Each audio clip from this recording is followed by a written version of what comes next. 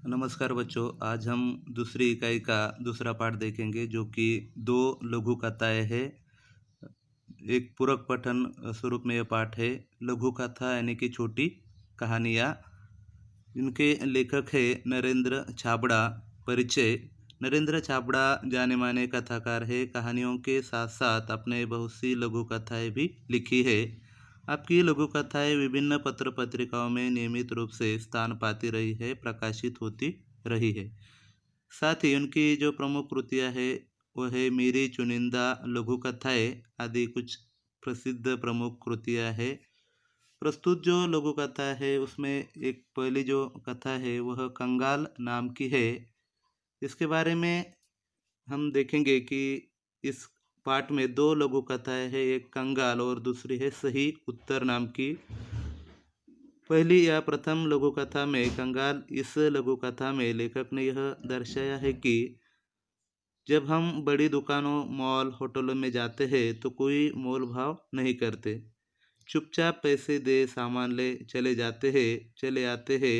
इसके उलट जब हम रेहड़ी वाले, फेरी वालों के से सामान खरीदते हैं तो मोल भाव करते हैं।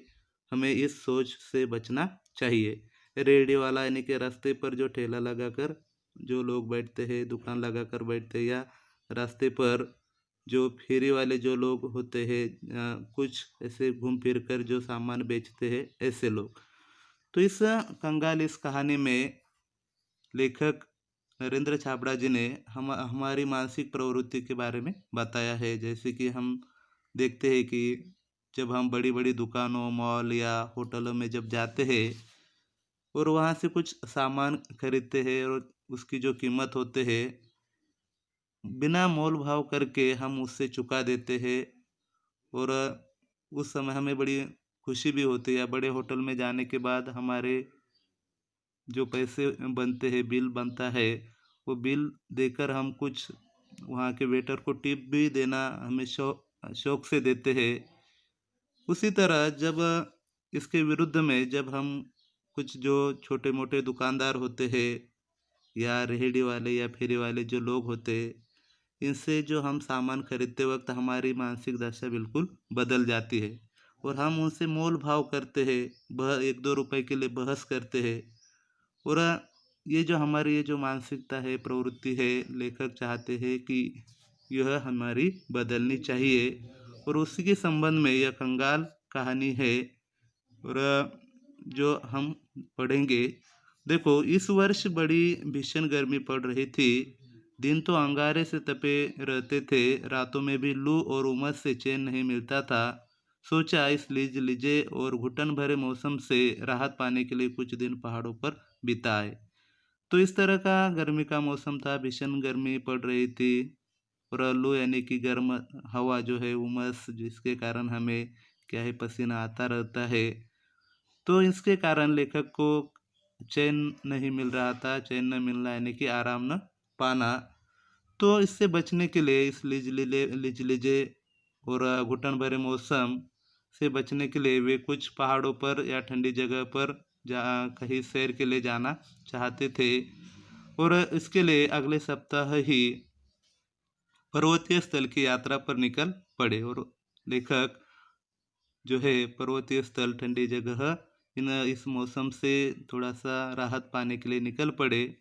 2-3 दिनों में ही मन में सुकून सा महसूस होने लगा था। यानी कि वहाँ पर पहुँचने पर और वहाँ के वातावरण के कारण उस गर्मी से लेखक को आराम महसूस होने लगा था। वहाँ का प्राकृतिक सौंदर्य और जो पर्वतीय स्थल है उसकी विशेषता यहाँ पर बताई है।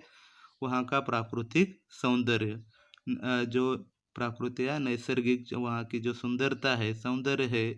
दूसरा है हरे भरे पहाड़ जो उन्होंने देखे, वो गर्व से सीना ताने खड़े, दीर्घता सिद्ध करते वृक्ष। और पहाड़ जो थे वह गर्व से सीना ताने खड़े थे। सीना तान कर खड़े होना यानी कि निर्भय होकर खड़े रहना। तो पहाड़ों को देखकर ऐसा लग रहा था कि वह या सीना ताने खड़े हैं। साथ ही वहाँ के वृक्ष कैसे थे, तो दीर्घता सिद्ध करते हुए, यानी कि दीर्घता या उनको देखकर उनकी उम्र का, यानी कि कितने दिनों से या विशालकाय वह वृक्ष है, यह उनकी उम्र वहाँ से पता चलती थी।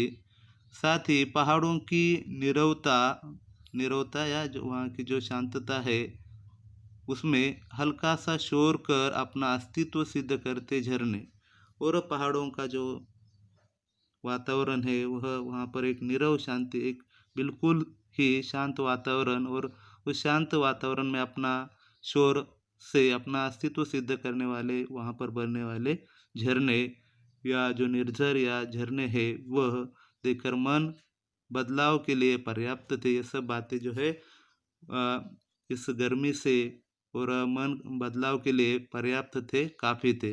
तो यहाँ पर कुछ बातें बताइए, जैसे कि प्राकृतिक सौंदर्य, हरे भरे पेड़ और अ, पहाड़, साथ ही वहाँ की नीरव शांतता में अस्तित्व सिद्ध करते वाले झरने, चार जो भाग दिए हैं जो मन बदलाव के लिए पर्याप्त थे।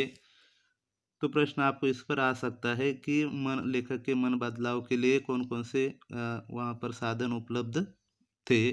तो आपको ये बातें लिखनी है।